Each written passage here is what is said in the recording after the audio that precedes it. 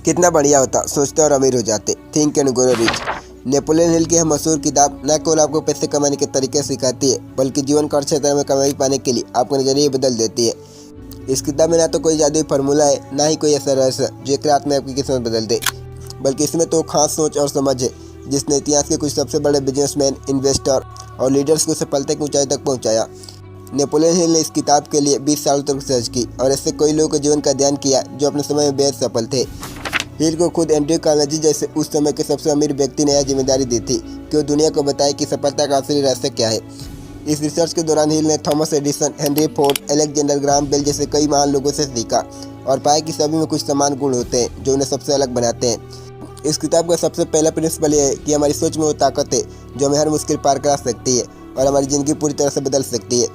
Think and grow rich में बताया गया है कि सबसे पहले हमें एक क्लियर गोल बनाना चाहिए, एक ऐसा सपना या लक्ष्य जिसे हम दिल से चाहते हैं, चाहे वो पैसा हो, प्यार हो, सोच हो या फिर कोई और अचीवमेंट। अगर हमारा गोल क्लियर है और हमारी सोच उसके प्रति पूरी तरह से पॉजिटिव है तो उसे हासिल करने के लिए रास्ते खुद ब खुद बनने लगते हैं।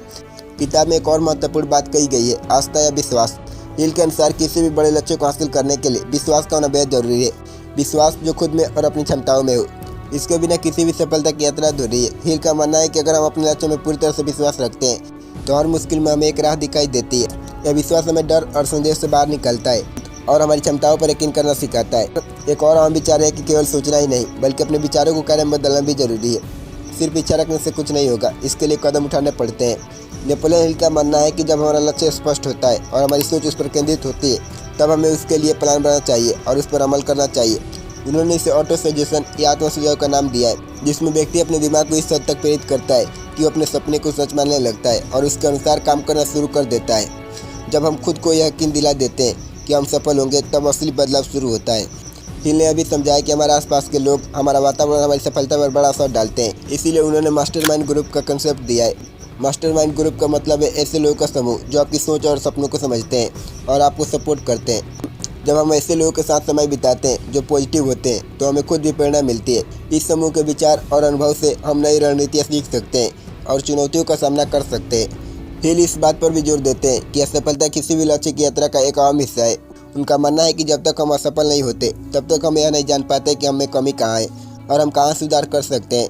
असफलता से हमें सीख मिलती है और हमें यह और मजबूत बनाती है। कहने का मतलब है कि असफलता का मतलब अंत नहीं बल्कि एक नई शुरुआत है। जब तक हम अपनी असफलताओं से सीखते रहेंगे और निरंतर प्रयास करते रहेंगे तब तक सफलता पाना सिर्फ समय की बात होती है। इच्छा, विश्वास, आत्म सुझाव और लक्ष्य के प्रति समर्पण, ये वो गुण है जो थिंक एंड ग्रो रिच हमें सिखाती है। यह किताब हमें बताती है कि अमीर बनने का मतलब केवल पैसे से नहीं, यह आपके विचारों की धनी बनने और अपनी क्षमताओं को पहचानने की यात्रा है। थिंक एंड ग्रो रिच ने न जाने कितने लोगों को उनके सपनों तक पहुंचाया है। यह किताब हमें एक नई सोच देती है और यह समझती है कि चाहे आपकी स्थिति कैसी भी हो, अगर आप अपनी सोच बदल सकते हैं तो आप अपनी किस्मत भी बदल सकते हैं।